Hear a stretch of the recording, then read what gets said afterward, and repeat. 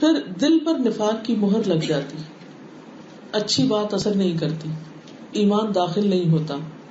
اللہ تعالیٰ فرماتے ہیں فَأَعْقَبَهُمْ نِفَاقًا فِي قُلُوبِهِمْ إِلَى يَوْمِ يَلْقَوْنَهُ بِمَا أَخْلَفُوا اللَّهَ مَا وَعَدُوهُ وَبِمَا كَانُوا يَكْذِبُونَ. تو اس کے نتیجے میں اس نے ان کے دلوں میں اس دن تک نفاق رکھ دیا جس میں وہ اس سے ملیں گے، یعنی قیامت تک، اس لیے کہ انہوں نے اللہ سے اس کی خلاف ورزی کی جو اس سے وعدہ کیا تھا، اور اس لیے کہ وہ جھوٹ کہتے تھے. تو جھوٹ جو ہے وہ انسان کے دل کو مردہ کر دیتا ہے، انسان کو بے حس بنا دیتا ہے، انسان کے اندر دین سے، اللہ کی بات سے، سچ سے دلچسپی نہیں رہتی. پھر آپ دیکھیے سورۃ البقرہ کے شروع میں اللہ تعالیٰ فرماتے ہیں وَلَهُمْ عَذَابٌ أَلِيمٌ بِمَا كَانُوا يَكْذِبُونَ، اور ان کے لیے دردناک عذاب ہے اس وجہ سے کہ وہ جھوٹ کہتے ہیں. جھوٹ ایک ایسی برائی ہے جس کی سزا دنیا میں ملتی ہے. نبی صلی اللہ علیہ وسلم نے فرمایا کوئی گناہ اس لائق نہیں ہے کہ اللہ اس کے کرنے والے کو دنیا میں جلدی سزا نہ دے اور اس کے ساتھ ساتھ آخرت میں بھی اس کی سزا جمع رکھے، جیسے قطع رحمی، خیانت اور جھوٹ. یہ تین خرابیاں ایسی ہیں کہ جو شخص اس کا مرتکب ہوتا ہے وہ دنیا میں بھی مصیبت اٹھاتا ہے. نمبر 1 قطع رحمی، رشتہ داروں سے تعلق کاٹ دینا، خونی رشتوں کو الگ کر دینا. نمبر 2 خیانت کرنا، اور نمبر 3 جھوٹ کہنا. پھر ایک حدیث کے مطابق، بخاری کی حدیث ہے کہ جھوٹے شخص کی عبادت قبول نہیں ہوتی. کس طرح؟ دلیل یاد ہے آپ کو؟ من لم يدع قول الزور والعمل به فليس لله حاجة ان يدع طعامه وشرابه. جو شخص جھوٹ بات کرنا اور دھوکہ دینا اور جہالت کی باتوں کو نہ چھوڑے. من لم يدع قول الزور والعمل به والجهل، 3 چیزیں چھوڑنی ہوں گی: جھوٹ بولنا، فریب کرنا، دھوکہ دینا اور جہالت کی باتیں. تو جو ان 3 چیزوں کو نہیں چھوڑتا، ان 3 عادتوں کو نہیں چھوڑتا، تو اللہ کو اس کی کوئی ضرورت نہیں کہ وہ اپنا کھانا پینا چھوڑ دے. یہ کون سے باب میں آتا ہے؟ روزے کی. یعنی ایک شخص روزہ رکھ کے بھی جھوٹ بولا چلے جا رہا ہے تو اس کے بارے میں دوسری روایت میں کیا آتا ہے؟ کم من صائم لیس لہ من صیامہ الا الظمأ. کتنے ہی روزہ دار ایسے ہیں جن کو اپنے روزے سے سوائے بھوک پیاس کے کچھ بھی حاصل نہیں ہوتا، یعنی ان کا روزہ قبول ہی نہیں ہوتا. تو وہ کون لوگ ہیں جو اپنے روزے میں جھوٹ بول رہے ہوتے ہیں؟ ویسے بھی برا ہے لیکن روزہ رکھ کر اور برا. پھر یہ بے برکتی کا باعث ہوتا ہے. رسول اللہ صلی اللہ علیہ وسلم نے فرمایا بیچنے والے اور خریدنے والے کو اختیار ہے کہ جب تک دونوں جدا نہ ہو تو وہ اپنا سودا واپس کر سکتے ہیں. اگر وہ سچ بولیں اور صاف صاف بیان کریں تو ان دونوں کی تجارت میں برکت ہوگی، یعنی سودے کا عیب نہ چھپائیں. اور اگر دونوں نے چھپایا اور جھوٹ بولا تو ان دونوں کی تجارت میں سے برکت ختم کر دی جائے. تو مالی معاملات میں جتنی بھی ڈیلنگز ہوتی ہیں وہ بھی فیئر ہونی چاہیے. پھر جھوٹ مال میں قلت کا سبب بنتا ہے، یعنی مالی اعتبار سے بھی انسان کو نقصان ہوتا ہے. نبی صلی اللہ علیہ وسلم نے فرمایا کبھی آپ یہ لسٹ بنا دینا اور بنا کے اپنے سامنے رکھ لیں کہ جھوٹ کے اتنے نقصان ہیں، اور واقعی انسان سمجھ جائے تو ڈر جائے کہ مجھے کسی قیمت پر جھوٹ نہیں بولنا. ایسی چیز جس سے نہ عبادت قبول، نہ ایمان باقی، اور نفاق کی مہر، اور پھر مال بھی کم ہوتا ہے، یعنی دنیاوی نقصان ہے، دنیا میں ذلت. ٹھیک ہے، چھوٹی چیزیں. نبی صلی اللہ علیہ وسلم نے فرمایا کسی آدمی پر ایسی نظر کا پورا کرنا ضروری نہیں جس کا وہ مالک نہ ہو، یہ جو اس کے ہاتھ میں نہیں. ایسی منتیں نہیں ماننی چاہیے، اور اگر مان لی بھول کے تو اس سے رخصت ہے. اور مومن پر لعنت کرنا اسے قتل کرنے کی طرح ہے، کوئی کسی پہ لعنت نہ بھیجے. اور جس نے اپنے آپ کو دنیا میں کسی چیز سے قتل کر ڈالا، یعنی خودکشی کی، قیامت کے دن وہ اسی سے عذاب دیا جائے گا. اور جس نے اپنے مال میں اضافے کی خاطر جھوٹا دعویٰ کیا تو اللہ تعالیٰ اس کا مال اور کم کر دے گا. اور یہی حال اس آدمی کا ہوگا جو حاکم کے سامنے جھوٹی قسم کھائے گا، اس کے مال میں بھی بے برکتی ہوگی. پھر جو شخص جھوٹ بولنا چھوڑتا نہیں اور مسلسل جھوٹ بولتا رہتا ہے وہ اللہ کے ہاں جھوٹا لکھا جاتا ہے. عبداللہ بن مسعود کہتے ہیں کہ نبی صلی اللہ علیہ وسلم نے فرمایا بلا شبہ سچ آدمی کو نیکی کی طرف بلاتا ہے اور نیکی جنت کی طرف لے جاتی. اور ایک شخص سچ بولتا ہے یہاں تک کہ اللہ تعالیٰ کے ہاں وہ صدیق کا لقب اور مرتبہ حاصل کر لیتا ہے. یعنی اس کا نام صدیقین کی لسٹ میں آ جاتا ہے، اور بلا شبہ جھوٹ برائی کی طرف لے جاتا ہے، اور برائی جہنم کی طرف لے جاتی ہے، اور ایک شخص جھوٹ بولتا رہتا ہے یہاں تک کہ اللہ کے ہاں وہ بہت جھوٹا لکھ دیا جاتا ہے، کذاب، صرف جھوٹا نہیں بلکہ کذاب، بہت جھوٹا۔ تو اب آپ دیکھیے کہ اگر کسی شخص کا نام جھوٹوں کی لسٹ میں ہے تو قیامت کے دن وہ کیا منہ لے کے اٹھے گا اللہ کے ہاں۔ اب تھوڑی دیر کے لیے سوچیے، اگر مثلاً آج کے دن یا کل یا کسی بھی وقت آپ یہ پریکٹس کریں کہ صرف اپنی 5 گھنٹے کی گفتگو لکھیں، میں نے کیا کیا بات کی اور اس میں سے کتنا سچ تھا اور کتنی غلط بیانی تھی۔ ایک سال میں کتنے دن ہوتے ہیں؟ 365۔ اگر ہر روز انسان صرف ایک غلط بیانی کرے تو اعمال نامے میں کتنی غلط بیانیاں لکھی گئی، اور 50 سال کی زندگی میں کتنی لکھی جائیں گی؟ کیونکہ اعمال نامے میں تو ہر چیز لکھی ہوئی نہیں، صرف لکھی ہوئی بھی اور گنی ہوئی بھی ہے، نمبرز کے ساتھ ریکارڈڈ ہے، اور جو ہماری وجہ سے آگے وہ چیز پھیلے گی وہ اور زیادہ، یعنی ایک شخص نے جھوٹی بات سنی پھر اس کو پھیلا دیا، اس نے آگے تو جہاں سے شروع ہوئی تھی وہ سب چین جہاں تک چلے گی واپس اس تک بھی لکھا، یعنی اتنا ہی ملٹی پلائی ہوتا جائے گا، اور پھر یہ انسان کی عادت ہو جاتی ہے۔ اسی لیے یونس بن بشیر بیان کرتے تھے کہ ہر خصلت چھوٹنے کی امید ہے سوائے جھوٹ کے، یعنی جھوٹ کی جب عادت پڑ جاتی ہے تو وہ عادت ایسی ہوتی ہے کہ انسان کو احساس بھی نہیں ہوتا، اور پھر وہ اس کو چھوڑ بھی نہیں سکتا، کیونکہ اس کے بغیر گزارا نہیں، کیونکہ جھوٹ کے بغیر مرچ مسالہ نہیں لگتا، تو وہ لائف کو انجوائے نہیں کر سکتا۔ حسن بصری کہتے ہیں جھوٹ نفاق کا مجموعہ ہے، نفاق کی ساری چیزوں کو جمع کیا جائے تو وہ جھوٹ میں سب جمع ہو جاتی ہے۔ اچھا، مرنے کے بعد کیا سزا ہے؟ کچھ یاد ہے آپ کو؟ نبی صلی اللہ علیہ وسلم نے ایک موقع پر رات کے وقت دیکھا تھا، رسول اللہ صلی اللہ علیہ وسلم نے فرمایا، میں نے آج رات دیکھا کہ میرے پاس 2 آدمی آئے، انہوں نے میرے ہاتھ تھام لیے، ہاتھ پکڑ لیے، اور وہ مجھے ارض مقدس کی طرف لے گئے، بیت المقدس کی طرف، وہاں سے عالم بالا کی سیر کرائی۔ وہاں کیا دیکھتا ہوں، ایک شخص تو بیٹھا ہوا ہے سٹنگ، اور ایک شخص کھڑا ہے، اور اس کے ہاتھ میں لوہے کا ایک کانکڑا، یعنی جیسے کینچی کہہ لیں، جسے وہ بیٹھنے والے کے جبڑے میں ڈال کر یہاں اس کے سر کے پیچھے تک چیر دیتا ہے۔ اب یوں سمجھے جیسے کوئی ڈینٹسٹ کے پاس آپ گئے ہوں، تو ڈینٹسٹ کے ہاتھ میں ہوتا ہے نا وہ لوہے کا وہ زنبور سا، جیسے دانت وغیرہ نکالتے ہیں یا صفائی کرتے ہیں، اسکیلنگ کرتے ہیں، تو ذرا سا بھی دانت کو اگر سن نہ ہو یا ادھر ادھر لگ جائے یا اس کی آواز ہی جو ہوتی ہے وہ کس قدر ڈسٹرب کرتی ہے۔ اب یہاں ایک شخص کھڑا ہے، جیسے ڈینٹسٹ کھڑا ہے اور ایک بیٹھا ہے، اور جو کھڑا ہے وہ اس کے منہ کو چیرتا ہے اور پیچھے تک لے جاتا ہے۔ یہ بخاری کی روایت ہے، صحیح روایت ہے۔ پھر دوسرے جبڑے کے ساتھ وہی کرتا ہے، پہلے ایک کو کرتا ہے پھر دوسرے کے ساتھ کرتا ہے، جتنی دیر میں دوسرے کو کرتا ہے پہلا ٹھیک ہو جاتا ہے، پھر وہ دوبارہ پہلے کو کرتا ہے، پھر دوسرے کو، پھر پہلے کو، پھر دوسرے کو۔ میں نے پوچھا یہ کیا ہو رہا ہے؟ انہوں نے کہا، یعنی بعد میں جا کے کہا، اسی وقت نہیں بتایا تھا نا، یاد ہے نا آپ کو، سب چیزیں پھر بعد میں بتائی گئی۔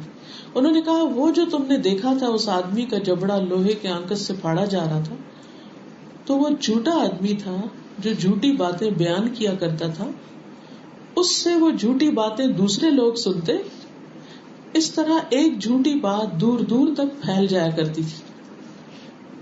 یعنی وہ صرف چھوٹے موٹے جھوٹ نہیں بلکہ جھوٹ کی نشر و اشاعت کرنے والا تھا، جھوٹ پھیلانے والا تھا، اس کے جھوٹ پوری دنیا میں پھیل جاتے ہیں، اسے قیامت تک یہی عذاب ہوتا رہے گا۔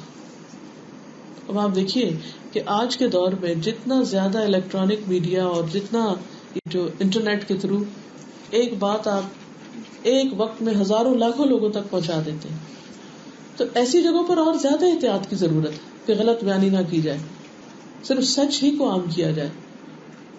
پھر یہ کہ قیامت کے دن اللہ تعالیٰ کی شدید ناراضگی ہوگی۔ ایک اور بہت بڑا نقصان، 3 لوگ ہوں گے جن کی طرف اللہ تعالیٰ دیکھے گا نہیں، ان سے بات نہیں کرے گا۔ نمبر 1 کون ہے؟ احسان جتانے والا، کسی پہ کوئی نیکی کر کے پھر اس کو بتانے والا۔ دوسرا، جھوٹی قسم کھا کے سودا بیچنے والا۔ بعض اوقات آپ نے دیکھا ہوگا نا کہ آپ کہیں بھاؤ تاؤ کرنے لگتے ہیں تو عموماً دکاندار کیا کہتے ہیں، نہیں اللہ کی قسم اتنی تو خرید بھی نہیں، حالانکہ ایسا نہیں ہوتا، وہ جھوٹ بول رہے ہوتے ہیں تاکہ دوسرا شخص دھوکے میں رہے اور وہ زیادہ قیمت دے کے خرید لے چیز کو۔ اور تہبند کو ٹخنوں سے نیچے لٹکانے والا یعنی تکبر کا اظہار کرنے والا. پھر اسی طرح 3 آدمیوں سے اللہ تعالیٰ قیامت کے دن بات نہیں فرمائے گا، نہ انہیں پاک کرے گا، نہ ان کی طرف دیکھے گا، اور ان کے لیے دردناک عذاب ہے. اور ان میں سے ایک جھوٹا بادشاہ، یعنی عام بندہ بھی جھوٹ بولے تو برا ہے، لیکن اگر کوئی کسی قوم کا لیڈر جھوٹ بولتا ہے جس کو جھوٹ بولنے کی کوئی ضرورت نہیں ہے کہ ہر چیز کا اختیار اس کے پاس ہے، تو اس کا اور بھی برا ہے. پھر جھوٹ جہنم میں لے جانے والا ہے. رسول اللہ صلی اللہ علیہ وسلم نے فرمایا جہنمی 5 طرح کے ہیں، اور ان میں سے ایک جو جھوٹ بولتا ہے. اور اسی طرح بدخلق اور فحش گو کا بھی ذکر آپ نے کیا.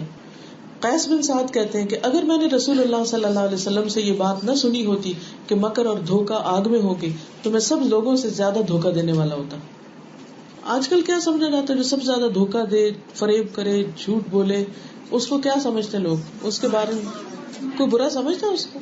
اتنے خوبصورت نام اس کے رکھ دیے گئے ہیں کہ وہ اتنا ملمہ سازی کر دی گئی کہ وہ برائی نہیں لگتی. پھر لوگ کہتے ہیں بڑا انٹیلیجنٹ ہے، بہت کانفیڈنٹ ہے، بہت اسمارٹ ہے.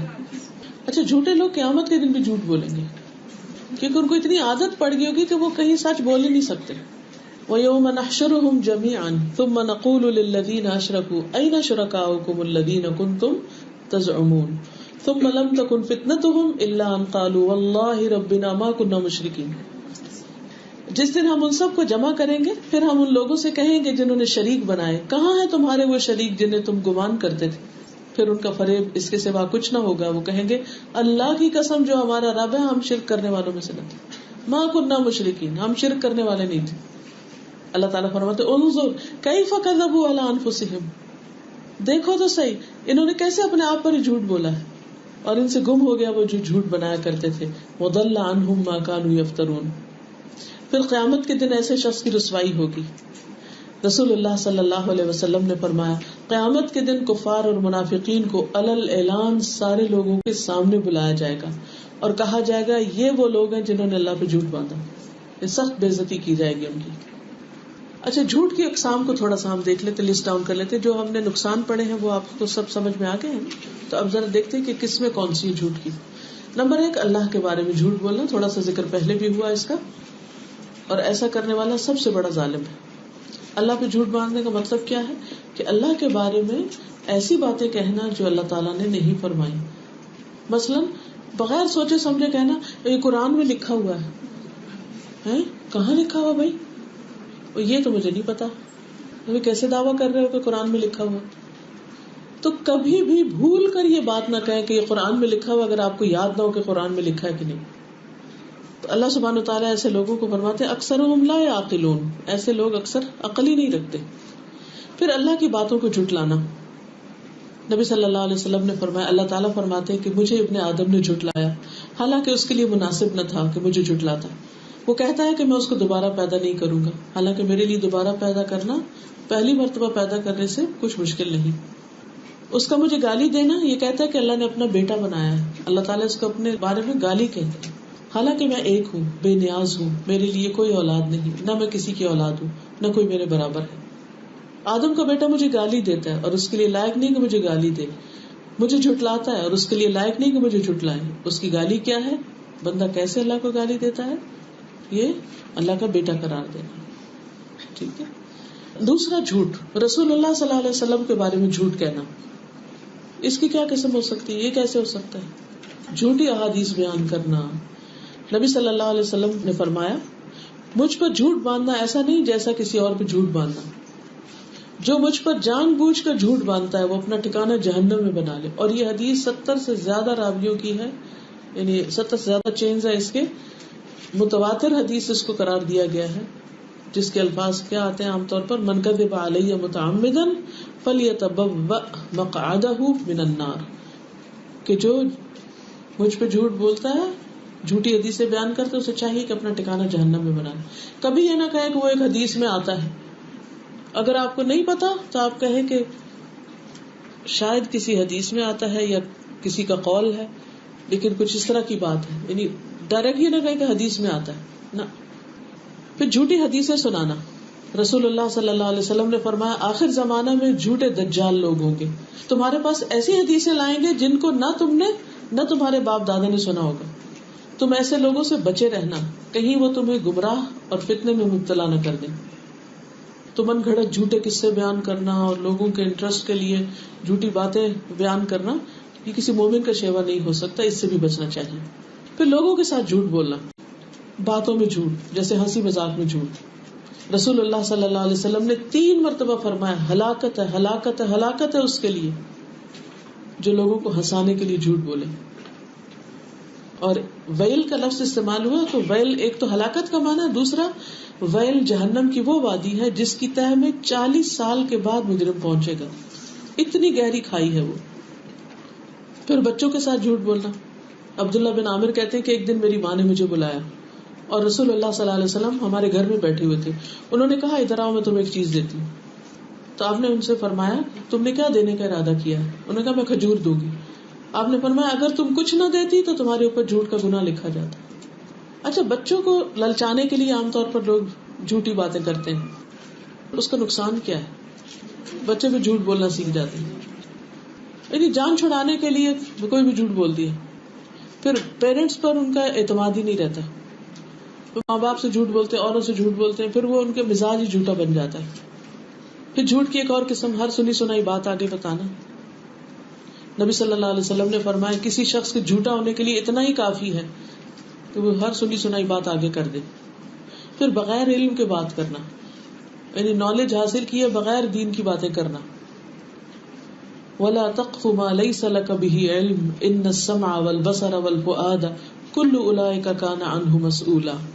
جس بات کی تمہیں خبر نہ اس کے پیچھے مت پڑو، کیونکہ کان، آنکھ اور دل ہر ایک سے پوچھ گچھ ہوگی. پھر بغیر دلیل کے بات کرنا. قرآن مجید میں آتا نا فمن اظلم ممن افترى علی اللہ کذبا، اس سے بڑا جھوٹا کون ہے کہ جو اللہ پر جھوٹ گڑے. پھر چیزوں کو جنرلائز کر دینا، ایک شخص کی غلطی پورے خاندان کو بدنام کر دینا، یہ بھی بہت بڑی غلط بات ہے. مثلا کسی خاندان میں سارے بچے اچھے ہیں، کوئی ایک بیچ میں سے ایسا نکل آتا ہے. اگر ہدایت دینا ماں باپ کے بس میں ہوتا تو کیا نوح علیہ السلام سے اچھی تربیت کوئی اور کر سکتا؟ نوح علیہ السلام سے بہتر تربیت ہم تو نہیں کر سکتے، لیکن ان کا بیٹا کسی اور طرف چلا گیا. اور آپ دیکھیں کہ انہوں نے آخر دم تک اس سے پیار سے بات کرنا نہیں چھوڑی. وہ کہتے یا بنیا ارکب معنا، اے پیارے بچے ہمارے ساتھ سوار ہو جاؤ، ہمارے ساتھ آ جاؤ. بنیا، بنیا کس کو کہتے ہیں؟ پیار کا لفظ ہے یہ.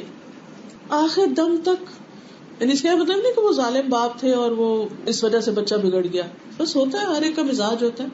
بعض لوگ پیار کو بھی نہیں سمجھتے، مار کو بھی نہیں سمجھتے، تو اس سے تعلق نہیں کاٹا، اس کو سمجھانا نہیں چھوڑا، اس کے ساتھ شفقت ہمدردی کرتے رہے. تو اب نعوذ باللہ کہ یہ کہے کہ او نو 3 بیٹے ان کے اور راستے پہ، ایک اور راستے پہ. تو اسی طرح بعض اوقات بچوں میں، بعض اوقات خاندان میں سے کوئی اور، تو اب اس پورے خاندان نہ اس خاندان سے تعلق نہ رکھنا، اس میں تو وہ تو ایسا ہے، حالانکہ سارا ایسا نہیں ہے. حضرت عائشہ فرماتی ہے رسول اللہ صلی اللہ علیہ وسلم نے فرمایا جھوٹا الزام لگانے میں سب سے بڑا مجرم وہ ہے جو ایک آدمی کے عیب بیان کرنا چاہتا ہے لیکن پورے قبیلے کی مذمت کرتا ہے، پورے خاندان کو رگیت دیتا ہے. اور وہ آدمی جو اپنے باپ کا انکار کر کے اپنی ماں کو زانیہ قرار دیتا ہے، یہ سب سے بڑا مجرم ہے، یہ جھوٹا شخص ہے. پھر جھوٹا خواب سنانا، یہ بھی جھوٹ کی ایک قسم ہے. نبی صلی اللہ علیہ وسلم نے فرمایا جس نے ایسا خواب بیان کیا جو اس نے نہ دیکھا ہو تو اسے قیامت کے دن 2 دانوں کے درمیان گرہ لگانے کے لیے کہا جائے گا. جیسے سیڈز ہوتے ہیں کہ 2 سیڈز کو آپس میں وہ گرہ لگاؤ، ناٹ لگاؤ، وہ نہیں لگا سکے گا، یعنی وہ سخت پریشان ہو. پھر جھوٹی شاعری، کاہن اور مجنون جو ہوتے ہیں کہ بعض لوگ کہتے ہیں کہ جی وہ بابے نے کہہ دیا، وہ اللہ والے ہیں انہوں نے بس کہہ دیا، وہ اس بات کو سچا ماننے لگ جاتے ہیں، حالانکہ وہ اپنی عقل سے بھی بعض اوقات وہ گئے ہوئے ہوتے ہیں. پھر سے جھوٹی پیشن گوئیوں کو عام کرنا، ایسی خبریں دینا کہ یہ ہفتہ کیسا گزرے گا، اور نجومیوں کے پاس جانا اور ان سے قسمت معلوم کرنا. اس سال قیامت آ جائے گی 2012 میں بہت زیادہ یہ بات عام تھی، اور لوگوں کو پریشان کرنا اور اس قسم کی باتیں، ان سے بھی پرہیز کرنا چاہیے. پھر اسی طرح معاملات میں جھوٹ، جیسے بدگمانی کرنا کہ ہر ایک کے بارے میں منفی سوچنا، یہ ایسا یہ بات کر رہا ہے، کیا پتا یہ مجھے بے وقوف بنا رہا ہو، کیا پتا یہ ایسا ہو، کیا پتا ایسا، یہ ہر ایک کے بارے میں منفی بات سوچنا. Negative thinking. نبی صلی اللہ علیہ وسلم نے فرمایا بدگمانی سے بچو, کیونکہ بدگمانی سب باتوں سے زیادہ جھوٹی بات ہے. اور اس میں تو آپ دیکھیں بڑے بڑے شامل ہو جاتے ہیں, نمازی, پرہیزگار, حاجی اور بڑے بڑے بظاہر متقی لوگ جو ہیں, وہ کبھی ان کے سامنے کسی کے بارے میں ذکر کر دیا جائے تو وہ ایسے بڑی بڑی باتیں کر جاتے ہیں کہ جن کا حقیقت سے کوئی تعلق نہیں ہوتا. تو اس سے بچنا بہت ضروری ہے. یعنی لوگ دوسروں کے بارے میں رائے دینے سے بالکل نہیں ڈرتے, اور وہ رائے کس پر بیسڈ ہوتی, صرف سنی سنائی باتوں پر, کوئی حقیقت نہیں ہوتی اس کی. کیا ضروری ہے کہ ہم اپنے آپ کو کوئی چیز ثابت کریں کہ ہم بہت کچھ جانتے ہیں؟ نہیں پتا تو ہم کہیں لا ادری, مجھے نہیں معلوم. امام مالک کے پاس ایک شاگرد مغرب سے آیا, یعنی کہ جہاں آج کل ٹیونسیا اور الجزائر اور یہ علاقے, سینکڑوں میل کا سفر کر, اور سوال کرنے لگا. انہوں نے ایک سوال پوچھا کہ لا ادری, جواب نہیں آتا. دوسرا پوچھا کہ انہوں نے کہا میں اتنی دور سے جا کے کیا بتاؤں گا لوگوں کو, کہا جا کے بتانا مالک کہتا ہے لا ادری, مجھے نہیں آتا, میں نہیں جانتا. اچھا, ہم جو 4 لفظ پڑھ جاتے ہیں پھر ہم لازم سمجھتے ہیں کہ ہر سوال کا جواب ہمیں آنا چاہیے. وہ نہیں آتا, کیا ہوا, اس میں کون سی بڑی بات ہے؟ دنیا کا کون سا انسان ہے جسے ہر چیز آتی ہے؟ علم صرف اللہ کا کامل ہے, انسانوں کا نہیں ہے. تو اس لیے کبھی اس پہ شرمانا نہیں چاہیے کہ مجھے نہیں آتا, نہیں آتا. پھر اسی طرح شک والی چیزوں کو چھوڑ دینا چاہیے, کیونکہ ان میں بھی انسان ایک قسم کے وہ بے چینی کا شکار ہوتا ہے. نبی صلی اللہ علیہ وسلم فرماتے تھے شک والی چیزوں کو چھوڑ کے بغیر شک والی چیز کو اختیار کرو. یعنی کسی چیز کے بارے میں آدھا پتا آدھا نہیں, یقین نہیں ہے, یعنی کچھ سچ بھی ہے لیکن کچھ نہیں بھی, چھوڑ دو اس کو, کیونکہ سچائی میں اطمینان ہے اور جھوٹ میں شک ہے. پھر کھانے پینے کے معاملے میں جھوٹا تکلف. اسماء بنت یزید کہتی ہیں کہ نبی صلی اللہ علیہ وسلم کی خدمت میں کھانا آیا تو آپ نے ہمیں پیش کیا, ہم نے کہا ہمیں بھوک نہیں. آپ نے فرمایا جھوٹ اور بھوک کو جمع نہ کرو. ان کو پیش کرتا ہے, کھانا چاہتے ہو کھا لو, نہیں کھانا چاہتے تو نہ کھاؤ. اچھا, بعض اوقات بھوک ہوتی ہے لیکن چیز پسند نہیں ہوتی, تو یہ کہنے کے مجھے کہ بھوک نہیں ہے, کہے کہ یہ پسند نہیں ہے, میں یہ نہیں کھاتی, تو سچ بول دیں, کچھ بھی نقصان نہیں ہوتا. اصل میں وہ مزاج نہیں ہمارا بنا نا سچ بولنے کا, ہم ہر وقت چکری چپڑی اوپر لگا کے کچھ سے کچھ چیزوں کو پیش کرتے رہتے. پھر جھوٹی گواہی دینا. نبی صلی اللہ علیہ وسلم اس بارے میں بات کر رہے تھے اور آپ ٹیک لگائے ہوئے تھے پہلے, جب یہ بات کی تو آپ اٹھ کر بیٹھ گئے, اور اتنی دفعہ فرمایا اس بارے میں کہ صحابی جو سن رہے تھے کہنے لگے, ہم تمنا کرنے لگے کہ کاش اب آپ خاموش ہو جائیں. اس کو اتنا بڑا گناہ قرار دیا آپ نے. پھر لڑائی جھگڑے کے اندر جھوٹ بولنا. عام طور پر انسان ٹھیک ہی چل رہا ہوتا ہے, لیکن جب کسی سے اختلاف ہوتا ہے, کوئی مقابلہ ہوتا ہے تو وہاں جھوٹ آ جاتا ہے, اس سے بھی بچنا چاہیے. ایاز بن حمار کہتے ہیں کہ رسول اللہ صلی اللہ علیہ وسلم نے فرمایا اللہ نے وہی نازل فرمائی کہ تواضع اختیار کرو, کوئی کسی کے خلاف سرکشی اختیار نہ کرے اور کوئی کسی پر فخر نہ کرے. اس پر میں نے عرض کیا اللہ کے رسول صلی اللہ علیہ وسلم, اگر کوئی مجھے ایسے مجمع میں گالی دے جو لوگ حیثیت میں مجھ سے کم ہو تو اس پر اگر میں جواب دوں تو کیا مجھ پر بھی گناہ ہوگا؟ آپ نے فرمایا 2 گالی گلوچ کرنے والے 2 شیطان ہیں جو ایک دوسرے کی آبرو ریزی کرتے ہیں اور جھوٹ بولتے ہیں. یعنی ایک جھوٹا الزام لگاتا تو جواب میں مقابلے کے لیے یا اپنے الزام کو دھونے کے لیے اس میں بھی جھوٹا الزام لگا دے, تو یہ درست ہے. یعنی کسی کا جھوٹ بولنا ہمارے بارے میں, جھوٹا الزام لگانا ہمیں اس بات کا لائسنس نہیں دیتا, اختیار نہیں دیتا کہ ہم بھی جواباً جھوٹ بولیں اس پر. ہم کہتے نہیں یہ تو اب ایک اوپن بار ہے, ٹھیک ہے, وہ ہمیں الزام دیتے ہم بھی الزام لگائیں گے. نہیں, الزام کا جواب الزام نہیں ہے, وہ شیطان بننا ہے. پھر اسی طرح اپنا کوئی اور دین ظاہر کرنا, یعنی دین کے معاملے میں جھوٹ بولنا. مثلا کوئی شخص مسلمان ہے اور وہ کسی جگہ کوئی فائدہ اٹھانے کے لیے کہے کہ میں مسلمان نہیں ہوں, یا کوئی شخص مسلمان نہیں اور وہ اپنے آپ کو مسلمان ظاہر کرے. یعنی بعض اوقات صرف دنیاوی فائدے حاصل کرنے کے لیے اپنے ریلیجن کا نام بدل دینا, یا ہونا کچھ اور ظاہر کچھ اور کرنا, شادی کے لیے یا کسی جاب کے لیے یا ویزا کے لیے یا کسی اور چیز کے لیے, یعنی اپنے ریلیجن کو تبدیل کر لینا. اس کی کوئی مثال دیں گے آپ؟ زکوٰۃ سے بچنے کے لیے اپنے آپ کو شیعہ ظاہر کر دینا. اس کے مقابلے میں سچائی جو ہے اگرچہ وقتی طور پر انسان کو خفت ہو یا کوئی نقصان ہو جائے لیکن وہ فائدہ دینے والی چیز ہے. رسول اللہ صلی اللہ علیہ وسلم نے فرمایا اگر تم میں 4 چیزیں پائی جائیں تو تمہیں دنیا کے کسی فائدے سے محرومی کا کوئی افسوس نہیں ہونا چاہیے کہ اوہ میں نے سچ بولا تھا نا اس لیے میرے ساتھ یہ ہو گیا. یعنی سچ بولنے پر کبھی افسوس نہیں ہونا چاہیے. نمبر 1 امانت کی حفاظت، نمبر 2 سچی بات، نمبر 3 حسن فطرت اور رزق کی پاکیزگی. کیونکہ سچ کی وجہ سے انسان کو حق و باطل کا پتہ چلتا ہے. سچ جنت کی ضمانت. رسول اللہ صلی اللہ علیہ وسلم نے فرمایا تم 6 چیزوں کی مجھے ضمانت دو، میں تمہیں جنت کی گارنٹی دیتا ہوں. نمبر 1 جب تم میں سے کوئی بات کرے تو جھوٹ نہ بولے، امانت رکھی جائے تو خیانت نہ کرے، وعدہ کرے تو نہ توڑے، اپنی نظروں کو جھکا کے رکھے، اپنے ہاتھوں کو روک کے رکھے، ظلم نہ کرے کسی پر، اور شرمگاہوں کی حفاظت. کسی کو حدیث یاد ہے کہ جس سے پتہ چلتا ہے کہ جھوٹ چھوڑنے والے کے لیے جنت میں کون سا مقام ہے، کہاں جگہ ہوگی؟ رسول اللہ صلی اللہ علیہ وسلم نے فرمایا میں جنت کی ایک جانب میں محل کا ذمہ دار ہوں، یعنی جنت کی ایک سائڈ پر، اس کے لیے جو حق پر ہونے کے باوجود جھگڑا چھوڑ دے، اور جنت کے درمیان میں محل کا ذمہ دار ہوں جو جھوٹ چھوڑ دے. اتنا بڑا ریوارڈ، اگرچہ مذاق میں ہی کیوں نہ ہو، جھوٹ چھوڑ دے خواہ مذاق میں ہی کیوں نہ ہو، ایسے شخص کے لیے مقام.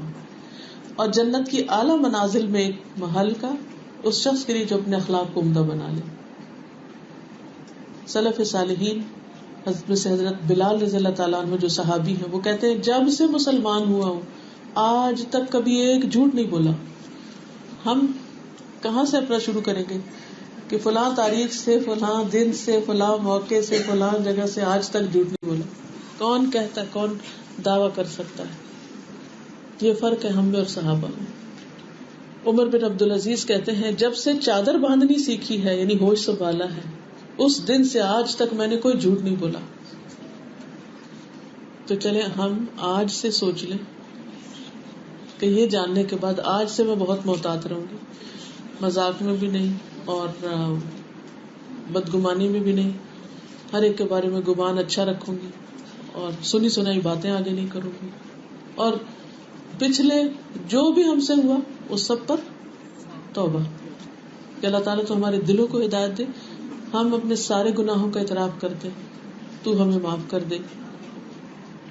I just wanted to know regarding another set of lies where, like for example, because it happens with me, if my mother, she calls me from India and she asks me how are you, but maybe I'm having fever or my kids are having fever or we are hospitalized, and I say haan theek hai, we are all fine, alhamdulillah, and she'll ask why you sound so low. I'm like no nothing, maybe because I was sleeping, because I don't want her to have tension and I don't want her to ruin her health, or if I tell her we are hospitalized and all that. So that set of lies, like how it's categorized. آپ اس معاملے میں کہہ سکتے الحمدللہ علی کل حال، ہر حال میں اللہ کا شکر ہے، اوپر نیچے ہوتا رہتا ہے، کبھی کچھ ہو جاتا ہے کبھی کچھ، یہ تو زندگی ہے، زندگی یہی ہے.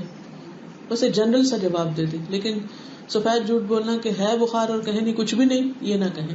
اور یہ بھی نہیں کہ واویلا مچائیں کہ بہت بخار ہے.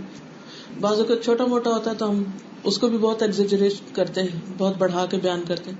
تو کیوں والدین کو ہم پریشان نہیں کرتے، انہیں کہیں کہ الحمدللہ سب ٹھیک ہے، بس آج کل وائرل تھوڑا سا موسم بدل رہا ہے، بخار ہو جاتا ہے. تو وہ کیا کریں گی اس کے بعد جب انہیں پتا چلے گا کہ ان کو بچوں دعا کریں گی تو وہ فائدہ دے گی نا، تو سچ کا فائدہ ہو جائے گا.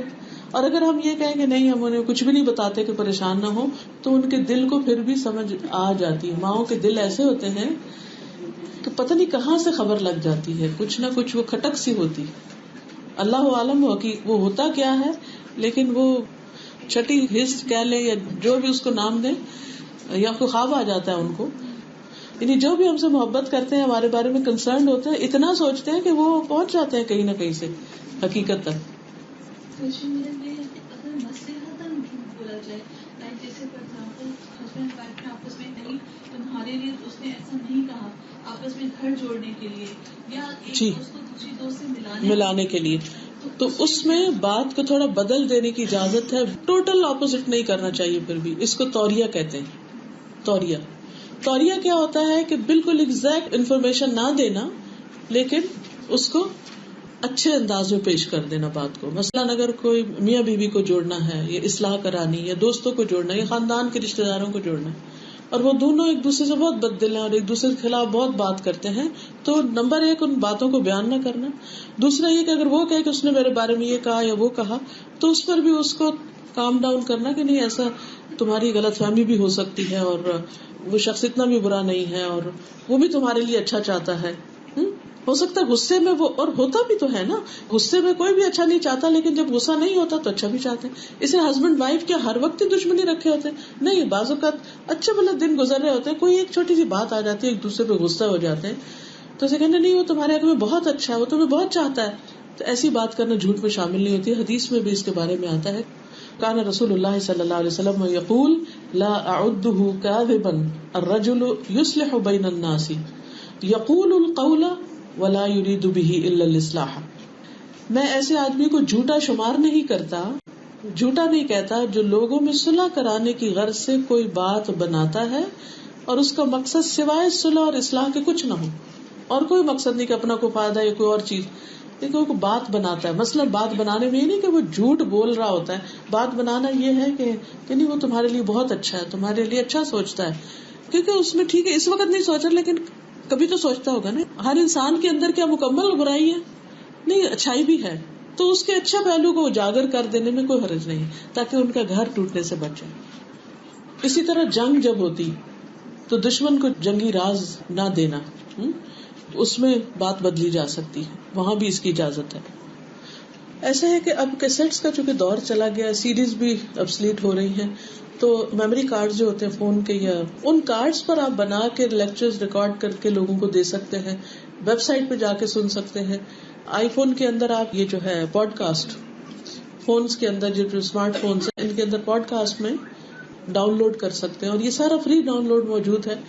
تو جتنے لوگوں کو آپ فائدہ پہنچائیں گے انشاءاللہ اتنے فائدہ. ایک چھوٹی سی بچی یہ ابھی بحرین کے ٹرپ میں دمام سے وہ آئی ملنے کے لیے، 10 سال اس بچی کی عمر تھی اور وہ پہلے پارے کا ترجمہ یاد کر رہی تھی. تو اس نے کہا میں نے آپ کو سنانا ہے.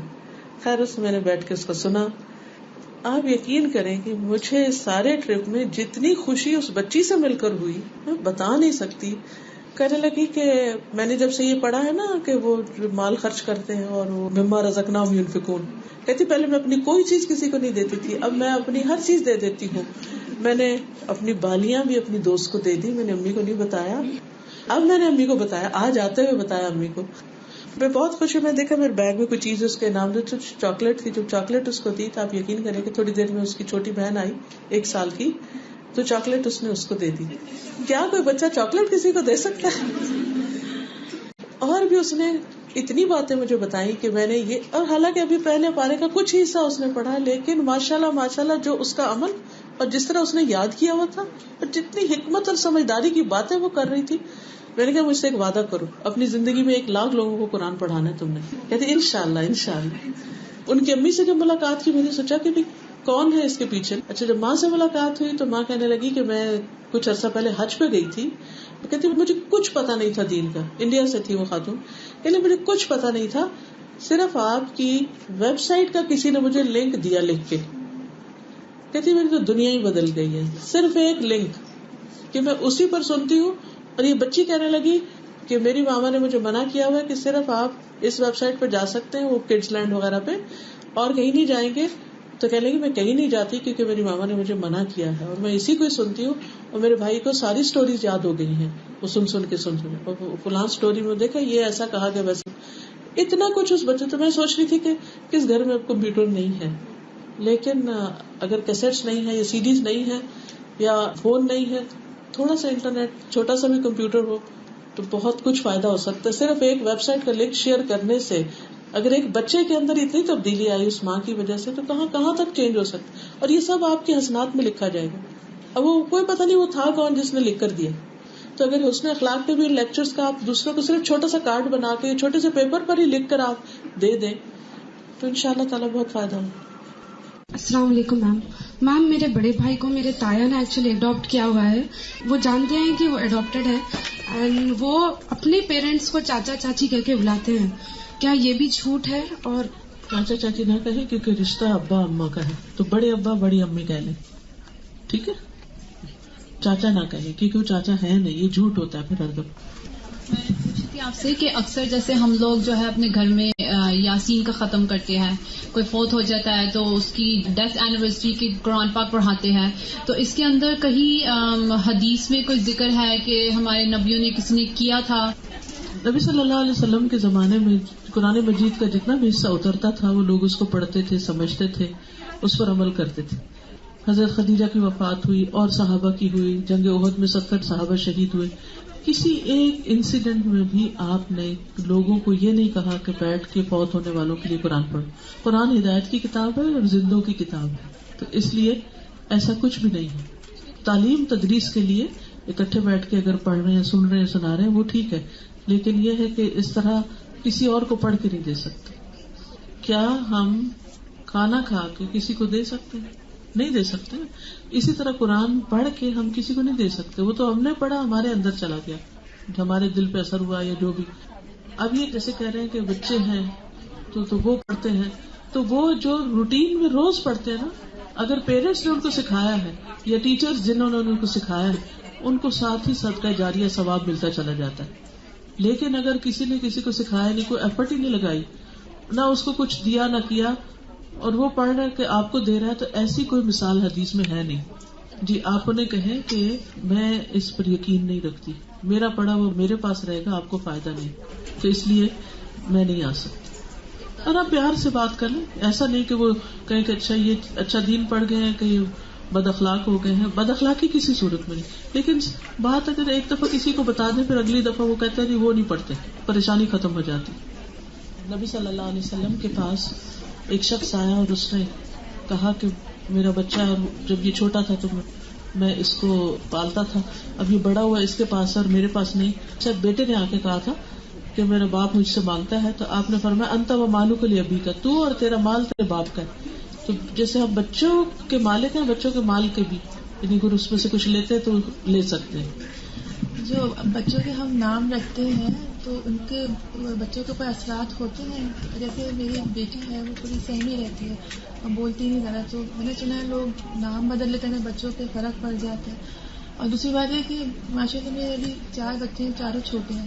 میرے شوہر کو اور بچوں کی بھی خواہش ہے، تو آپ کو اپنی میاں کی مرضی دیکھنی چاہیے کہ آپ اپنے اوپر بھی یہ چیز سوچیں کہ جیسے اسلام میں کیا چیز ہے کہ میاں کا بھی حق بنتا ہے کہ اس کو کتنوں کی خواہش ہے، کہ آپ اپنے بارے میں بھی سوچیں کہ ہمارے لیے ذرا مشکل ہوگا. پہلی بات یہ ہے کہ نام کے اثرات واقعی ہوتے ہیں. کچھ نام نبی صلی اللہ علیہ وسلم نے چینج کر دیے تھے، آپ نے ان ناموں کو پسند نہیں کیا. تو ہمیشہ بچوں کے اچھے نام رکھنے چاہیے. اور دوسری بات یہ ہے کہ جہاں تک تعلق ہے اور بچے پیدا کرنے کا، تو اگر آپ کی صحت اجازت دیتی ہے تو مشکل تو ضرور ہوتی ہے، لیکن ایک ایک لمحے کا اجر ہے، اتنا ہی زیادہ ماں کا اجر بڑھتا چلا جائے گا جتنے وہ بچوں کو پالے گی. وہ اللہ تعالیٰ توفیق دیتا ہے، سب چل جاتا ہے. جب بڑے ہو جاتے ہیں تو انسان کہتا ہے سب کہاں اڑ گئے، کدھر گئے. وقتی طور پہ مشکل لگتا ہے، لیکن یہ ہے کہ اللہ کی ایک نعمت. السلام علیکم. ہم جانتے ہیں کہ سود جو ہے وہ حرام ہے، لیکن اگر ہم دانستہ کوئی اکاؤنٹ ڈالر کا کھولتے ہیں پاکستان میں اور اس کا پروفٹ بھی لیتے ہیں اور یہ نیت رکھتے ہیں کہ ہم حکومت کو کیوں پیسہ دیں، یہی پیسہ جو ہمیں ملے گا اوپر، ہمیں پتہ ہے اسٹیٹمنٹ سے، ہم اس کو کسی کی مدد کے لیے استعمال کریں گے، دو یہ بھی جانتے ہیں کہ اس کا اجر نہیں ملے گا، لیکن کسی کے گھر سے بھوک شاید تھوڑی عرصے کے لیے مٹ جائے، تو کیا یہ برا فعل ہے؟ پھر بھی اس کو اگر آپ یوں سمجھے جیسے ایک سانپ ہے، تو سانپ کو اٹھائیں گے تو کاٹے گئے. تو سود کا جو لین دین ہے وہ کسی بھی شکل میں جائز نہیں ہے، ٹھیک ہے نا، درست نہیں ہے. اگر ہم کسی کو اس میں سے دیتے ہیں تو اس میں اس کے لیے بھی کوئی برکت نہیں اور کوئی فائدہ نہیں. اور اگر ہم اس کے لین دین میں انوالوڈ ہیں تو وہ ہمارے عمل کا حصہ بن جائے گا، اس لیے بچنا ہی بہتر ہے. کہ آپ کو جھگڑا نہ کرنا پڑے، جھگڑے سے بچنے کے لیے اپنا حق چھوڑ دیتے ہو تو اس شخص کے لیے بھی جنت میں ایک مقام ہے. تو کیا ہمیں اپنا حق چھوڑ دینا چاہیے؟ لینا چاہیے، حق ضرور لینا چاہیے اور حق چھوڑنا نہیں چاہیے، لیکن بعضوں کا جھگڑا ختم نہیں ہوتا، نسلیں برباد ہو جاتی ہیں اس جھگڑے کی وجہ سے. تو ایسی صورت میں انسان کو فیصلہ کرنا چاہیے کہ اس جھگڑے کو کنٹینیو کرے یا چھوڑ کر آخرت کے اجر کی توقع رکھے. یعنی اس کا یہ مطلب نہیں کہ ہر چیز اپنی چھوڑ دے، یہ بھی چھوڑ دے، نہیں، لے اپنا حق لے، لیکن اس کی کیا قیمت دینی پڑ رہی ہے اور اس کے پیچھے کتنا کچھ عزت، جان، مال، وقت برباد ہو رہا ہے. تو ایسی صورت میں انسان پھر آخرت پہ چھوڑے. جائیدادوں کی وجہ سے. بالکل. بھائی کہہ رہے کہ میرا حصہ اتنا ہی بنتا تھا, تمہارا بہن اس لیے نہیں مل رہی کہ ہمیں حصہ نہیں دیا. تو اس میں پھر کیا ہے, اس میں کوشش کرنی چاہیے, اس کو سمجھانا چاہیے, ہر ممکن کوشش کرنی چاہیے. لیکن اگر پھر بھی نہیں ہو رہا تو پھر جھگڑا ختم کر دینا چاہیے. قطع رحمی نہ کرے. جب کبھی کوئی دکھ تکلیف ہو, کوئی ضرورت ہو تو اس وقت چلے جانا چاہیے جب ان کو ضرورت. کیونکہ دیکھیے صلہ رحمی کس کو کہتے ہیں؟ نبی صلی اللہ علیہ وسلم فرمایا کہ صلہ رحمی وہ نہیں کرتا کہ جو بدلے کے طور پہ کرتا ہے, کہ کوئی اچھا آپ سے کرتا ہے اور آپ اس سے کر رہے. صلہ رحمی کرنے والا وہ ہے جو آپ سے کاٹتا ہے تو آپ اس سے جڑتے ہیں. If someone fears hasad, then is it allowed to hide it by lies? یعنی اس کے دل میں کسی کے خلاف حسد ہے اور اس کا دل کوڑتا ہے اور اس کی کوئی چیز دوسرے کی اچھی نہیں لگتی لیکن پھر بھی وہ اچھی طرح معاملہ کرتا ہے, تو یہ جھوٹ نہیں ہوتا, یہ تو خوش اخلاقی ہے.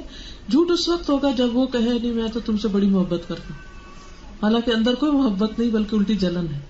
تو نارمل رہے, غلط بیانی نہ کرے لیکن بد اخلاقی نہ برتے. کوئی کہے کہ یہ سچ ہے, میں چونکہ دل سے نفرت کرتا ہوں کسی سے تو میں اب نفرت کا اظہار شروع کر دوں, تو اس کی اجازت نہیں ہے. مومن بد اخلاق نہیں ہوتا. ہجرت کے وقت حضرت ابو بکر صدیق جب گئے تھے تو لے گئے تھے اور حضرت اسماء سے اس کے دادا نے پوچھا تھا کہ کیا تمہارا باپ کچھ تمہارے لیے گھر میں چھوڑ کے گیا ہے آگے کے نانکا کے لیے؟ تو حضرت اسماء نے کنکریوں پہ کپڑا ڈال کے دادا کا ہاتھ لگوایا تھا کہ تسلی ہو جائے. تو کیا اس طرح کی سچویشن بھی جھوٹ میں شامل ہوتی ہے کہ بڑوں کی تسلی ہو جائے بس, یعنی ایسا ان کو یہ حکمت سے کام لینا ہوتا ہے, یہ جھوٹ نہیں. میں نام شکیلا ریاض ہے, میں پچھلے 15 سال سے آپ کی آن لائن اسٹوڈنٹ ہوں. میں باقاعدہ نہیں پڑھ سکی لیکن ویب سائٹ کے تھرو میں نے لاسٹ 99 سے اسٹارٹ کیا ہوا ہے, مطلب ہوتا ہے. اور میرے ماشاءاللہ 4 بچے ہیں. تو میں ایک کوشچن کرنا چاہ رہی ہوں اس سلسلے میں کہ وہ 2 ہیں قرآن پڑھانے کے حوالے سے 2 باتیں ہیں کہ ایک حفظ کرانا بچوں کو اور ایک ان کو ٹرانسلیشن کرانا. میں پوچھنا چاہتی ہوں کہ بچوں کس ایج سے ٹرانسلیشن کو کس طرح اسٹارٹ کیا جائے؟ تھوڑا سا میں کنفیوز اس سلسلے میں, تھوڑا مجھے گائیڈ. 2 چیزیں نا, ایک ناظرہ پڑھانا ہے تو جب ہر بچے کی استعداد فرق ہوتی ہے, کچھ بچے بہت ارلی ناظرہ پڑھ لیں. حفظ جو ہے وہ بھی اگر ارلی ایج میں شروع کر لیا جائے تو وہ بہتر ہوتا ہے, کیونکہ جب بچے بڑے ہو جاتے ہیں. ان کا سوال ہے کہ حفظ یا ترجمہ پڑھنے یا غور و فکر کرنے میں سے کس کو ترجیح دی جائے. اگر آپ بچوں پر غور کریں نا تو کچھ بچے میمورائزیشن میں بہت اچھے ہوتے ہیں, بہت ٹاکٹیو ہوتے ہیں, باتونی ہوتے ہیں اور کسی وقت خاموش نہیں ہوتے. ایسے بچوں کی صلاحیت پہچاننی چاہیے کہ یہ حفظ میں اچھے ہوں گے. کچھ بچے ایسے ہوتے ہیں جو بہت سوچتے ہیں, غور و فکر کرتے ہیں, بڑی گہری گہری باتیں کرتے ہیں, سوال بڑے اچھے کرتے ہیں, تو ان کی صلاحیت جو ہے وہ غور و فکر کی ہے, تو ان کو اس طرف ڈالنا چاہیے. ہاں اگر وہ اپنا شوق ظاہر کرے, لیکن ہر بچے کو کچھ نہ کچھ حصہ قرآن مجید کا حفظ ضرور کرانا چاہیے نماز کے لیے. اب ایج کون سی ہو اس میں بھی فرق ہے. اب اگر ترجمہ پڑھانا ہے تو کچھ بچے بہت ارلی ایج میں بھی ترجمہ یاد کر لیں گے. سارے قرآن مجید کو آپ ایک دم نہیں پڑھائیے کہ 1 سال میں ترجمہ کروا دیں. ان کو ان چھوٹی چھوٹی صورتوں سے جو نماز میں پڑھی جاتی ہے اس سے شروع کر لیں, 30ویں پارے سے کر لیں, پھر 29 سے کچھ کہیں سے بھی, اور ان کے حساب سے چلیے. مثلاً عموماً جو ہے میرے خیال میں 12, 13, 14 سال کی عمر جو بڑی مناسب ہے. مثلا میں نے 14 سال کی عمر میں شروع کیا اور میں نے 18 سال میں ختم کیا تھا. 4 سال لگے. 4 سال لگے, کس بات کا رش ہے, کس بات کی جلدی ہے؟ قرآن تو ساری 22 سال میں اترا ہے, ہمیں کیا جلدی ہے کہ ہم 1 یا 2 سال میں پورا کر لیں. یہ ڈاکٹرز آج کل بولتے ہیں کہ یوگا کرو تو کیا اسلام میں جائز ہے؟ اور ایک جگہ میں جا رہی ہوں, ادھر ایرانیز ہے, سب مسلمان ہیں, لیکن شروعات میں وہ لوگ منترس کچھ پڑھتے ہیں. کیا میں وہ لوگ کو منع کروں یا وہ لوگ کو پتا نہیں کیا ہے, لیکن میں انڈین ہوں, مجھے پتا ہے کہ وہ غلط ہے, تو وہ لوگ کو اگر میں نہیں روکوں گی تو میں گناہ میں پڑ جاؤں گی, اور اگر بتانا ہو تو کس طریقے سے وہ لوگ کو سمجھاؤں, کیا بولوں وہ لوگ کو؟ منترا کے الفاظ کا مطلب آپ کو آتا ہے؟ جو وہ پڑھتے, آپ جہاں جاتے ہیں ان کو آپ بتائیے کہ یہ لفظ جو آپ بول رہے ہیں اس کا یہ میننگ ہے اور یہ چیز درست نہیں ہے. اور اگر باقی ایکسرسائز کرنا یا سانس کی ایکسرسائز ہے ان میں کوئی حرج نہیں ہے, وہ بہت سی بیماریوں کا علاج بھی اس سے ہوتا ہے.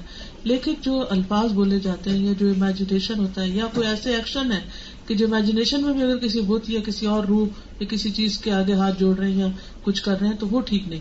لیکن ایکسرسائز کر سکتے ہیں اور اس کی وجہ آپ لوگوں کو بتا سکتے ہیں. آپ سبحان اللہ پڑھ لیں, الحمدللہ پڑھ لیں, کیونکہ یہ تمام جوڑوں کا صدقہ بھی ہے. تو اب آپ اگر نہیں بتاتی تو ان کا سوال یہ بھی ہے کہ نہیں بتاتی تو کیا گناہگار ہوں گی؟ جی ہاں، جب آپ کے سامنے کوئی برا کام ہو رہا ہو اور آپ کے پاس ہمت ہو کہ آپ اس کو سمجھا سکے، روک سکے اور پھر نہ روکے تو وہ گناہ ہوتا ہے. یہ مجھے پوچھنا تھا کہ بچوں کو آج کل نافرمانی سے کیسے بچائیں؟ یعنی کہ ہر بات میں بچے ضد کرتے ہیں اور مانتے نہیں ہیں بات. پیرنٹس کی موسٹلی یہی کمپلین ہوتی ہے، تو مطلب کیا طریقہ اختیار کریں؟ اس پر میں نے دبئی میں ہی ہم اور ہمارے بچے کے نام سے کئی دن تک لیکچرز دیے تھے، تو اگر آپ ان کو دوبارہ سن لیں، ساتھ ساتھ سنیں اور ساتھ ساتھ اس میں جو ٹیکنیکس آپ کو بتائی گئی ہیں ان کو آپ استعمال کریں. ویب سائٹ پہ سب موجود ہے، ہم اور ہمارے بچے. میں آپ سے ایک سوال پوچھنا چاہ رہی ہوں جو کامنلی بہت میری آبزرویشن میں آ رہا ہے کہ جب بھی میں دیکھتی ہوں کہ بعض لوگ ہیں جنہوں نے ماشاءاللہ پورا کورس کیا ہوا ہے قرآن کا، ماشاءاللہ والہدا کا بھی بہت سالوں سے ماشاءاللہ بتاتے رہتے ہیں، مگر میری ایک بہت سمپل سی چیز سمجھ میں نہیں آتی کہ مطلب آپ اپنے آپ کو پوری فیملی کا جائزہ، پوری سوسائٹی کا جائزہ، فرینڈز کا جائزہ، سب کے تبصرے کر کے اپنے آپ کو چیک لسٹ دیتے رہتے ہیں کہ ہم نے یہ پڑھا ہوا ہے، ہم روزہ منڈے تھرسڈے کا رکھتے ہیں، ہم تہجد کو اٹھتے ہیں، ہم نے اتنے عمرے کی. مگر اللہ معاف کرے کہ جب مطلب عام چھوٹی سی ڈیلنگ کی بات آتی ہے ریگولر لائف میں دیر از نو نیڈ فار جھوٹ، آپ بھرپور جھوٹ بولتے ہیں. میرے سمجھ نہیں آتا ہے، میرے تو جسم پہ کانٹے آتے ہیں. میں کہتی ہوں کہ دیکھو میں نے کوئی کورس نہیں کیا ہوا، مگر میری امی اللہ جنت نصیب کرے، میرے فادر، مطلب شروع سے ہم نے دیکھا ہے کہ جھوٹ کی ہمارے گھر میں کوئی تھی ہی نہیں، جگہ ہی نہیں تھی. مطلب نوکر یا کوئی کسی نے اگر غلطی سے جھوٹ بولا اس کو اتنی ڈانٹ پڑتی جیسے پتہ نہیں کیا ہو گیا. تو میں نے کہا اس طرح ہم گرو ہوئے اور میں نے کہا مجھے تو کچھ نہیں آتا، نہ میں نے کوئی کورس کیا ہوا ہے، مگر مجھے یہ پتا ہے کہ یہ ساری چیزیں آپ ویری ویری امپورٹنٹ بیکاز یہ اندر سے آتی ہیں. مگر آپ بیٹھے ہر ایک کو اور اتنی بات منٹ پہ آپ بول رہے ہوتے ہیں کہ میں یہ سمجھ میں نہیں آتا، اور پھر آپ اپنے آپ کو یہ کہتے ہیں دیکھو میں تو ایسا ابایا لیتی ہوں، اس پہ کوئی موٹیو نہیں بنا ہوا ہوتا ہے. میں تو گھر میں کوئی جینٹس آتے ہیں میں تو ابایا نہیں اتارتی، تو مجھے سمجھ نہیں آتا. اصل میں ہم میں سے ہر ایک جو اس کے پاس اچھا ہے اس پہ خوش ہو رہا ہے، اور جو اپنی برائیاں وہ نہیں ہم دیکھتے. ہم میں سے ہر ایک کو چاہیے کہ وہ صرف اپنی اچھائیاں نہ دیکھے، اپنی غلطیاں دیکھے، اور جو غلط کر رہا ہے اس کے لیے اچھا گمان رکھتے ہوئے دعا کرے اور اس کو بتائے بھی کہ دیکھو تمہارے اندر ماشاءاللہ بہت خوبیاں ہیں، لیکن یہ نہ کیا کرو. یہ ہے سنسیئرٹی، ٹھیک ہے نا؟ کیوں نہیں بتا سکتے؟ پھر ہماری دوستی کیا ہوئی؟ ہم ایک دوسرے کا آئینہ ہیں، ہمیں ایک دوسرے کو بتانا ہوگا. اگر ایسے لوگ اس طرح کی حرکت کریں، اگر ان کو نہیں گائیڈ کریں گے تو وہ تو پھر دوسرے لوگ. یہ تو بعض اوقات ایک شخص غلطی کر رہا ہوتا ہے اور اس کا احساس تک نہیں ہوتا. یہ پاکستان میں جو اسلامک بینک ہیں اس میں باقاعدہ تقی عثمانی صاحب اور دوسرے بڑے علماؤں نے جو اپنے فتوے دیے ہوئے ہیں، تو ہم کیا ان کے فتووں کو پریفر کریں گے یا جو آگے، کیونکہ میرے ہسبینڈ میرا مکان ہے، وہ کہتے ہیں اس کو بیچ کے اس بینک میں رکھ دو، اس میں فتوا دیا ہوا ہے انہوں نے، تمہیں کیا پرابلم ہے؟ تو اس کے ذمہ دار ہم لوگ ہوں گے یا دوسرے؟ ذمہ دار تو فتوا دینے والے ہی ہوتے ہیں، لیکن یہ ہے کہ یعنی میں ان سے کہتی ہوں میرا صرف ایک فتوے پہ نہ جائیں. صحیح، اس میں کافی سارے فتوے ہیں جو مجھے لا کے انہوں نے پیپر بھی دکھایا. وہ کہتے ہیں میں جب کہہ رہا ہوں میں تمہارا شوہر ہوں تو تم، جب انہوں نے فتوا دے دیا پھر آگے ہمارا شوہر کا معاملہ شوہر پہ چھوڑ دیں، لیکن آپ اس میں شریک نہیں ہو. آپ کیا سمجھتی ہیں کہ وہ جائز ہے یا؟ میرا دل نہیں مانتا. نہیں، میرا بھی نہیں مانتا، لیکن وہ میرے ابھی بھی پیچھے ہیں. تو آپ کیا کہتی ہیں، شوہر کی بات مانیں یا؟ آپ کیا مانیں گے؟ ان کا معاملہ ہے، وہ کریں جو کرنا چاہتے ہیں. کیونکہ وہ مکان میرے نام ہے، وہ کہتے تم بیچو گی تو رکھو گی. میں نے کافی عرصے سے ان سے باقاعدہ لڑائی بھی کی ہے، میں نہیں بیچتی. رینٹ کی بات نہیں، رینٹ پہ دیا، وہ کہتے جتنا بینک سے مل رہا ہے اس سے زیادہ تمہیں وہاں سے مل رہا ہے. تم 10,000 کے بجائے وہاں 25,000 مل رہا ہے، لیکن تم مانتی نہیں ہو. جو برکت 10,000 میں ہوگی نا 25 میں ہوگی. کبھی کبھار سگی دو بہنوں میں یا سگے دو بھائیوں میں کوئی اتنا زیادہ معاملہ بگڑ جاتا ہے کہ مطلب سیپریٹ ہو جاتے ہیں کہ بھائی ہم نہیں ملیں گے. آپ یہ مجھے بتائیے کہ صلہ رحمی کی آخری حد کیا ہے؟ یعنی کہ آپ یہ کہہ رہے کہ کتنا حد تک ہم کر سکتے ہیں کہ بھائی اس سے زیادہ آپ نے کیا تھا؟ دیکھیے، سب سے پہلے تو ہمیں یہ دیکھنا ہوگا کہ صلہ رحمی کا مطلب کیا ہے. اختلاف، لڑائی جھگڑا، فتنہ فساد، بہت ساری چیزیں ہوتی ہیں خاندانوں میں، رشتہ داروں میں، لیکن خون کے رشتے کیا کاٹے جا سکتے ہیں؟ کیا بھائی یہ کہہ سکتا ہے کہ یہ میری بہن ہے ہی نہیں؟ یہ نہیں کہہ سکتا نا. ٹھیک ہے وقتی طور پہ غصے ہوئے ناراض ہوئے, پھر آہستہ آہستہ کیا ہوتا ہے جتنی بھی آگ کے شعلے اوپر جائیں پھر آہستہ آہستہ بیٹھنے لگتے, کچھ عرصے کے بعد پھر دل واپس پلٹنے لگتے. تو اس لیے وقتی طور پر اگر کوئی ناراضگی ہے بھی تو دل میں یہ نہ کہیں یا قسم نہ کھائے کہ میں تو ساری زندگی نہیں بولوں گی اس سے اور ہمیشہ کے لیے ختم. یہ قطع رحمی ہے. ٹھیک ہے اسے آپ یہ کہہ سکتے کہ میں ناراض ہوں, میرا دل نہیں چاہ رہا اس کو دیکھنے کو, نہیں بولنے کو. وہ وقت ٹھیک ہے, جب غصہ ختم ہو جائے تو پھر واپس چلے جائے. غصے کی حد بھی 3 دن بتائی گئی ہے, اور 3 دن تک بول چال اگر بند, الا کہ کوئی جائز بات ہو, یعنی کہ ایسی جائز بات ہو کہ جس پر واقعی پھر بول چال بند ہو. ادروائز چھوٹی موٹی لڑائیوں جھگڑوں پر کتنا بھی غصہ ہو تو 3 دن سے زیادہ کلام ختم نہیں کرنا چاہیے. وعلیکم السلام.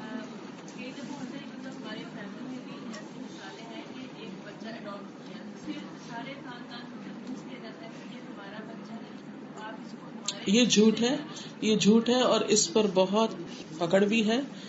سورۃ الاحزاب میں تو ہے لیکن حدیث بھی ہے جس میں بڑی سخت وعید بیان کی گئی. آپ سورۃ الاحزاب کی شروع کی آیات پڑھ لیجئے, اس میں بہت واضح انداز میں بتایا گیا ہے کہ یہ غلط بیانی ہے. اب کرنا کیا چاہیے, جب بچہ چھوٹا ہو اس کو ساتھ ہی بتا دینا چاہیے کہ اصل امی ابا کون ہے. دیکھیں اللہ تعالیٰ فرماتے ہیں وما جعل ادعیاءکم ابناءکم, تمہارے منہ بولے بیٹوں کو اللہ نے تمہارا بیٹا نہیں کہا, نہیں بنایا. ذالکم قولکم بافواہکم, یہ قول تمہارے منہ کی باتیں. واللہ یقول الحق, اللہ حق بات کہتا ہے. وہو یہدی السبیل, اور وہ سیدھا راستہ بتاتا ہے. ادعوہم لآبائہم, ان کو ان کے باپ ہی کے نام سے پکارو. ہوا اقسط عند اللہ, یہ اللہ کے نزدیک زیادہ انصاف والی بات ہے. تو ان کو بتانا چاہیے. دیکھیے آپ اپنے آپ کو رکھ کے دیکھیے, اگر آپ کو نہ پتا ہو آپ کس کی اولاد ہیں تو آپ کو کیسا لگے گا. ساری زندگی دھوکے میں انسان ہو, یہ کسی کے ساتھ بہت بڑا ظلم ہے. ان کو بتایا جائے کہ یہ نہ کرے. سورۃ الاحزاب کی آیات بتائیے ان کو. آخر میں ایک شعر سناؤں گی عربی کا. ولدتک امک یا ابن آدم باکیا والناس حولک یضحکون سرورا فاحرص لنفسک ان تکون اذا بکوا فی یوم موتک ضاحکا مسرورا. آدم کے بیٹے جب تم پیدا ہوئے تھے تو تم رو رہے تھے. امیجن کریں جب بچہ پیدا ہوتا ہے تو کیسے پیدا ہوتا ہے, روتے ہوئے. یہ اللہ کا قانون ہے, ٹھیک ہے نا. یعنی جب بچہ پیدا ہوتا ہے تو روتا ہے. اور تمہارے رشتہ دار مسکرا رہے تھے. کوئی کہہ رہا تھا میں باپ بن گیا ہوں, کوئی ماں بن گئی, کوئی انکل, کوئی ماموں, کوئی چچا, کوئی. اب اپنی زندگی میں ایسے کام کرو, ایسی نیکیاں کماؤ کہ اللہ تم سے راضی ہو. جب تم اس دنیا سے جانے لگو لوگ رو رہے ہیں اور تم مسکرا رہے ہو, ٹھیک ہے نا. لوگ رو رہے ہو تمہارے جانے پہ کہ اتنا اچھا آدمی چلا گیا, اور تم خوش ہو جاؤ, مسکراتے ہوئے جاؤ کہ دنیا کی مصیبتوں سے جان چھوٹ گئی. تو زندگی ایسی گزاریں, اور یہ انہیں کو نصیب ہوگا جو سچ بولنے والے ہیں. تو اللہ تعالیٰ ہمیں سچ بولنے کی توفیق دے, سچا بنا دے, ہمیں صدیقین میں شامل کر لے, اور ہمیں جھوٹ سے نفرت عطا کرے. وآخر دعوانا ان الحمد للہ رب العالمین. سبحانک اللہم وبحمدک اشہد ان لا الہ الا انت استغفرک واتوب الیک. السلام علیکم ورحمۃ اللہ وبرکاتہ.